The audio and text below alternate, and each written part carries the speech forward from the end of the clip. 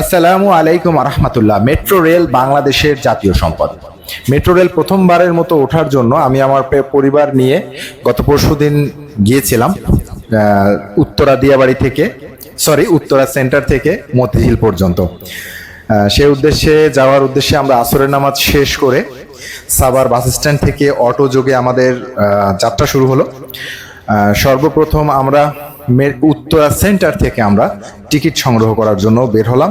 তবে অটোয় যাওয়ার সময় বিভিন্ন মানে সাভার থেকে শুরু করে বিরুলিয়া পর্যন্ত রোডটা খুব একটা সুবিধাজনক না, কিছুটা জায়গা ভাঙা আছে। এটা হচ্ছে আমরা এখন যেখান থেকে যাচ্ছি এটা হচ্ছে বিরুলিয়া ব্রিজ বলা হয়।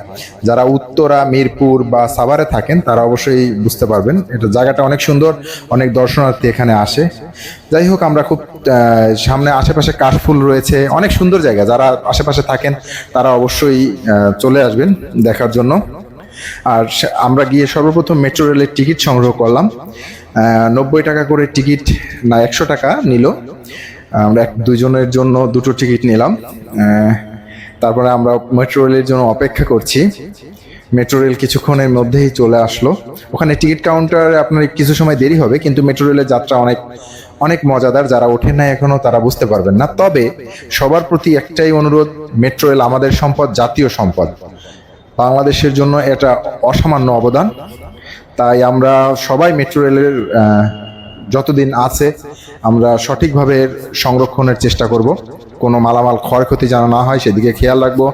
সবাই ভালো থাকবেন, আর কমেন্টসে জানাবেন যে কে কে মেট্রো রেলে উঠেছেন আর কে কে মেট্রো রেলে উঠেন নাই। আর আমার জন্য সবাই দোয়া করবেন। ভালো থাকবেন, সুস্থ থাকবেন। আল্লাহ হাফেজ। আসসালামু আলাইকুম ওয়া রাহমাতুল্লাহি ওয়া বারাকাতুহু।